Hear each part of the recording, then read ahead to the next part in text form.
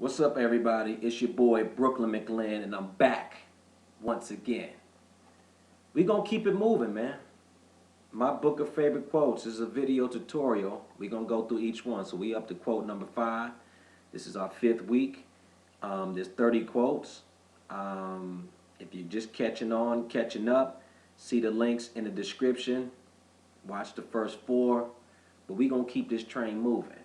And because learning is supposed to be fun, I want y'all to sing a little something with me. Don't act like you don't know the words.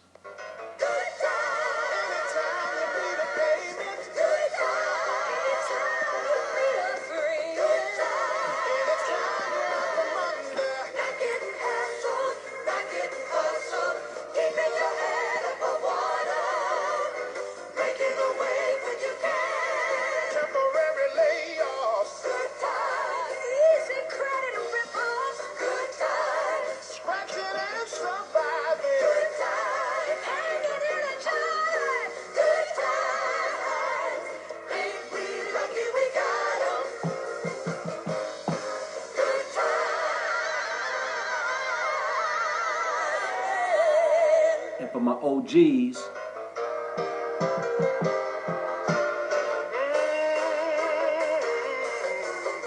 just looking out of the window, watching the asphalt road, thinking how it all looks sanitized.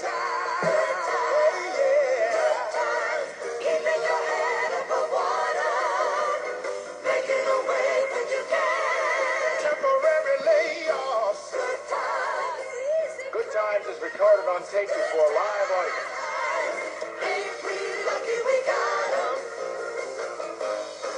Good Times.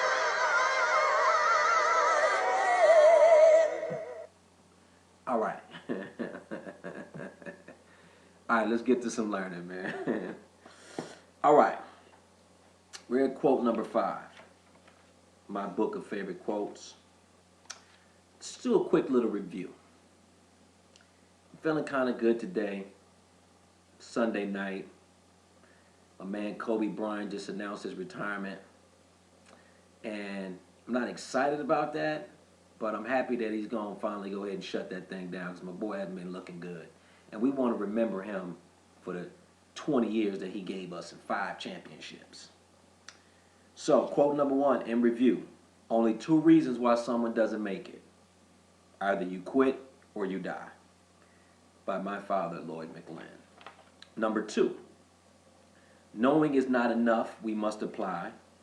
Willing is not enough, we must do. By Bruce Lee. Number 3.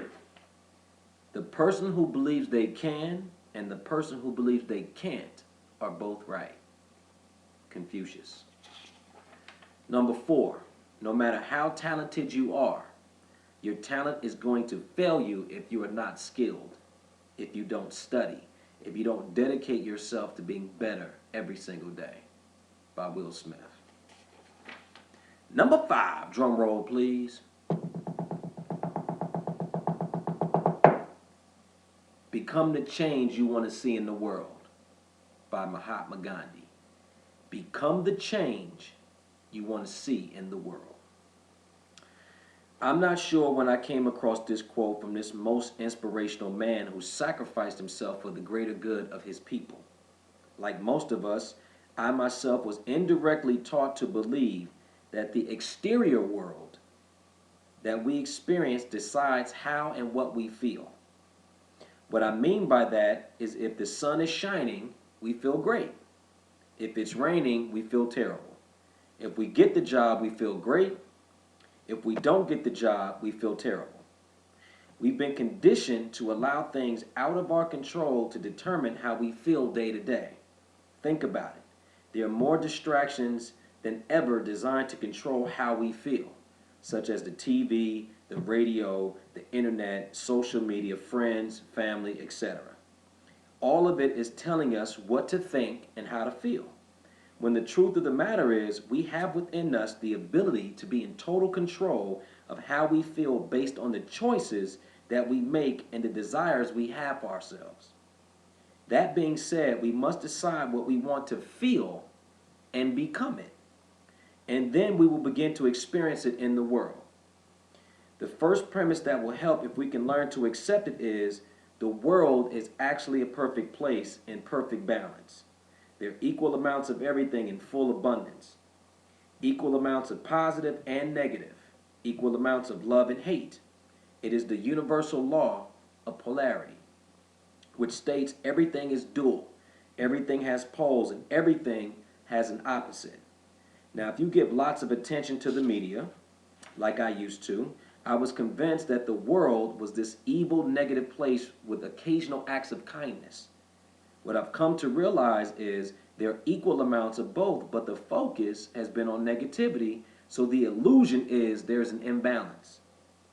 After accepting this belief or thought as a truth, I realized it was me who could choose to see what I want to see. I just have to determine my point of attraction, excuse me. If I'm focused on positivity, I will see that. If I'm focused on negativity, I will see that.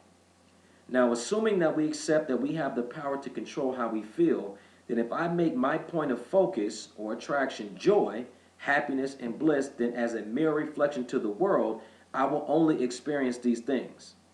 Negativity will remain because it is necessary to balance out the world, but my focus point will remain on positivity, so that will be my experience in spite of the external conditions that will try to convince me otherwise. Instead of me waiting for the world or people or circumstances to become something pleasant to look at, I will choose to become the very thing I wish to see, feel, and experience. Then, by universal law, I will attract those experiences to my life. So if I want people to be nicer, I will become nicer first. If I want to see more love, I will express more love first. If I want to see dependability, integrity, and honesty, I will become those things first, and that will become my experience.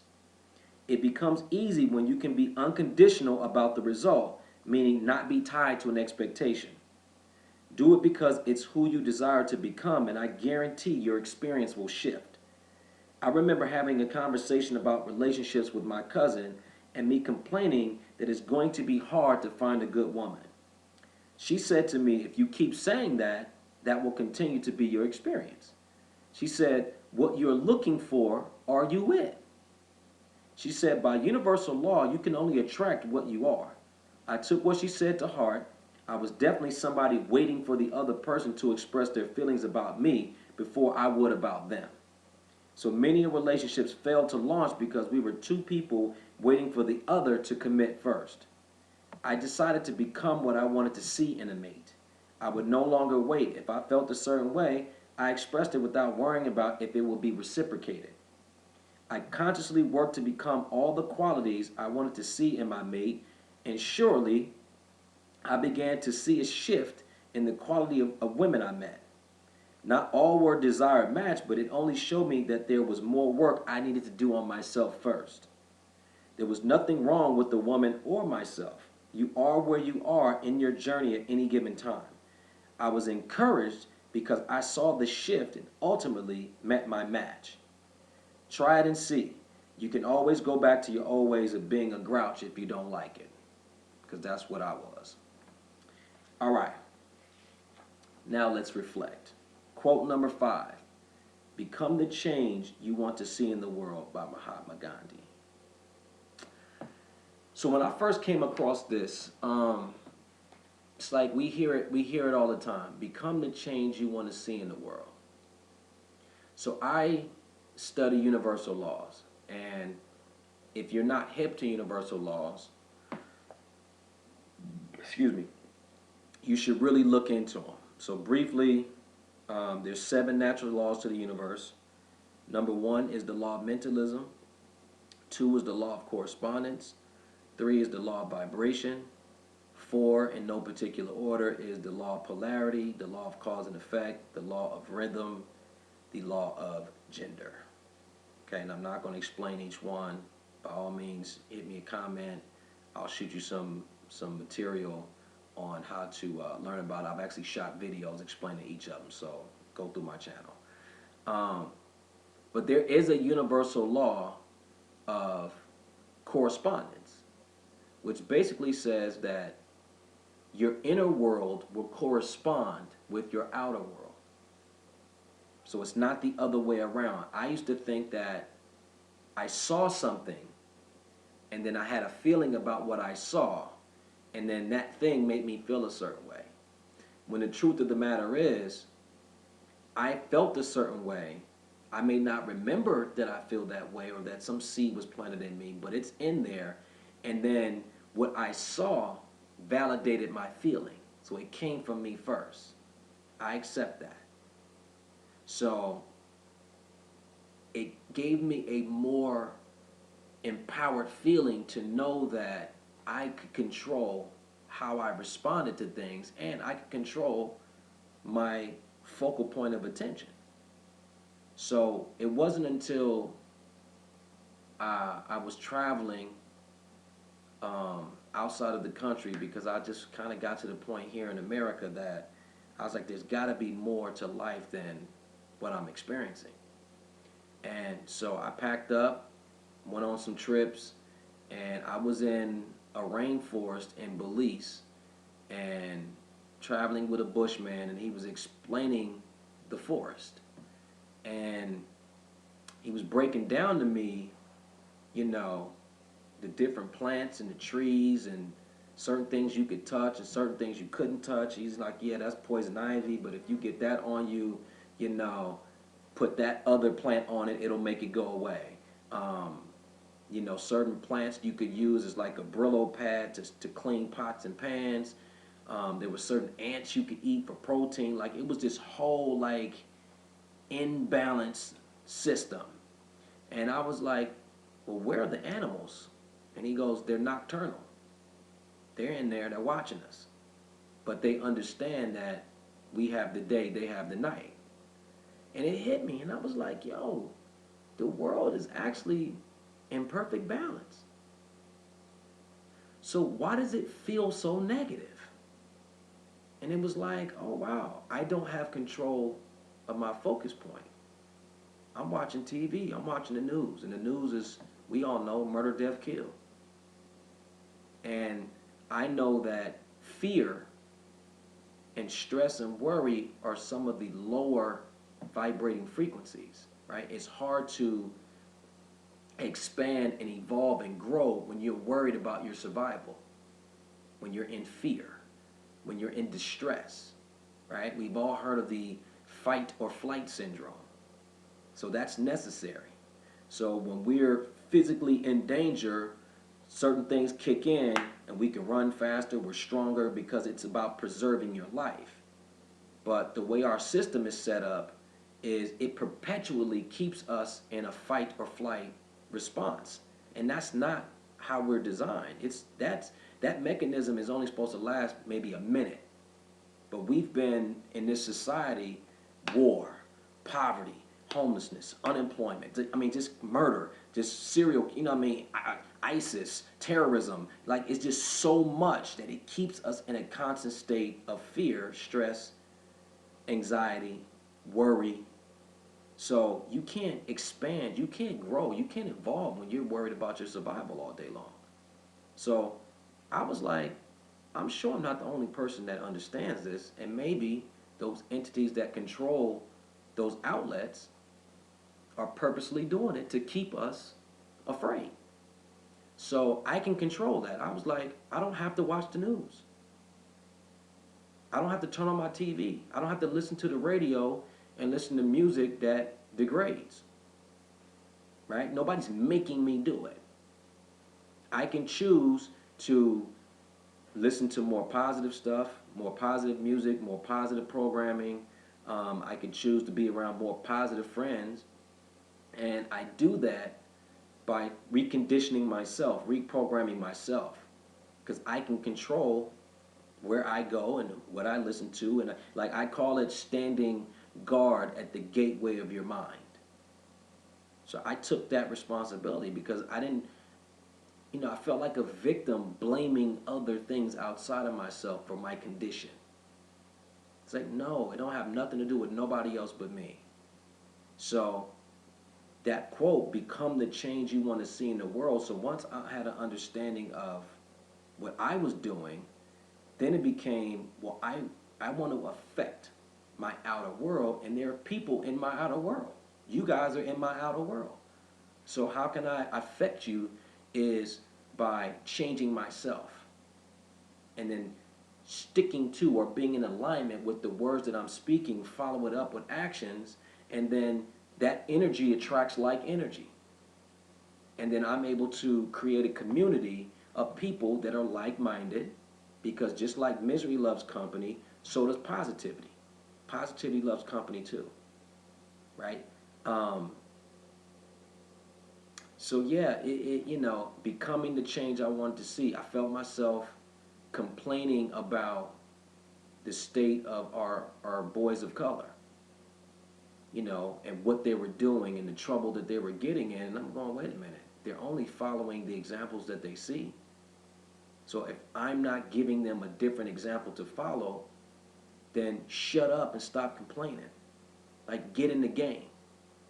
So that's something that I chose to do. I was like, well, I'm not doing my part. I'm not doing enough. So I went back into coaching basketball because that was my avenue, my lane thing, something that I love to do, and I was skilled at, that I can go be around boys and teach them how to be a better human being, not only with my words, but with my example. Because believe it or not, kids, and I was a product of that. My parents would say, do as I say, not as I do. But at the end of the day, kids are going to do what you do, not listen to what you say. They're going to hear it, but they're going to watch what you do. And then they're going to follow that, and they're going to take that into their lives. So it's an ongoing, everyday process for me to continually try to recondition myself and evolve and become what I want to see in the world. So acknowledging people, being kinder to myself allows me to be kinder to other people. Loving myself, which, it might seem silly, but wearing t-shirts like this, like to remind myself to love on myself, now it reflects out and people can vibe off that energy, or like-minded people can vibe off that energy because they connect with the energy. Those that don't won't, and I'm cool with that because the world has its balance.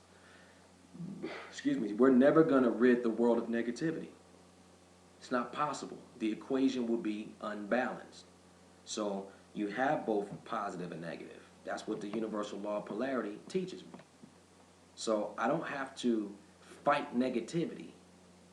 I just have to be positive. So negativity has its place. The only thing that has life are things that you give attention to. So if you can imagine, for the sake of demonstration, like this is positive, this is negative. This is God, this is the devil. This is light, this is dark. This is love, this is hate, right? They're fixed positions. They can't move. So the only thing that can move is you, right? So I have the ability to place my focus, my attention onto something. So negativity can't do anything to me unless I give it attention. So it's laughable to me when people say negativity is getting them or the devil is chasing them. It's like, well, stop giving the negativity attention and it can't do nothing to you. But place your focus where you want it to be so you can receive that. Like something as simple as if we have a plant and we stick the plant in a closet and close the door, guess what's going to happen to the plant? Right, it's going to die because it's not getting attention. It's not getting sunlight. It's not getting water. It's not getting love from its caretaker. So it's going to wither and die. So the same thing happens across the board. Relationships, if you stop giving it attention, they wither and die. If you have a toxic relationship and you're giving it attention, it will live. If you have an opportunity for a positive relationship and you give it attention, it will live. So the universe is neutral. Like it's not out to get anybody. It's just this entity, and it's made by a creator, call it what you want, and it's neutral. And it goes, you have free will. You have choice. Where are you going to put your attention? Now, if you've never been taught that, then yeah, like me, I would focus on, whatever was coming my way, but not understanding that it was coming from me first. So now I accept that. So when something shows up, I don't look at the thing and go, what are you doing here? I go, well, what was I thinking that it showed up? I hope this stuff is making sense because it's really fundamental. If you can grasp this idea, then like you're on your way. Okay? Be the change you want to see in the world. Become the change you want to see in the world. You do it first. I was guilty of that. I would wait and, wait for it to show me appreciation that I would show. It's like, no, let me have appreciation. Let me have gratitude. Let me walk around with joy and happiness for where I am and for where I'm going. And then the universe will respond in kind. Right? It's really the other way around that we've been taught. Okay? And I can go on and on and on and on about it, but I'm already at 20 minutes and I don't want to be, too long with it. If you have questions or thoughts or comments, like I always say, shoot them to me. You can find me on YouTube, Life Strategy Meetup. LifeStrategyMeetup.com is my website. On Facebook, Brooklyn Mclinn, Life Strategy Meetup. Instagram, Brooklyn Mclinn. Twitter, Brooklyn Mclinn. I'm available. I'm always down to evolve and grow and be around like-minded people and exchange with people. Self-love t-shirts. If you would like one, reach out to me. 10% of the proceeds go to buying toiletries and socks for the homeless, as the book is. Okay? Yeah, I think that's it, man. I mean, Become the Change You Want to See in the World by Mahatma Gandhi. It's very fundamental. It's very fundamental. Like, you have more power than we've been led to believe. That's the only way the 1% can control the 99% is keep the 99% in the dark. Right? Keep them in a prison of their own mind. But there's no way, it's not physically possible if the 99% woke up that the 1%, it would be a wrap. It would be a wrap. Now, will we ever see that in my lifetime? I don't know. I don't know. But I'm aware, and my responsibility as a conscious individual is to share with you and to be an example for you of what's possible. Okay? Have a good week ahead. Happy Monday. I'm doing this on a Sunday night. Quote number 5, my book of favorite quotes by Brooklyn Mclinn, available on Amazon.com. Become the Change You Want to See in the World by Mahatma Gandhi. Peace and love.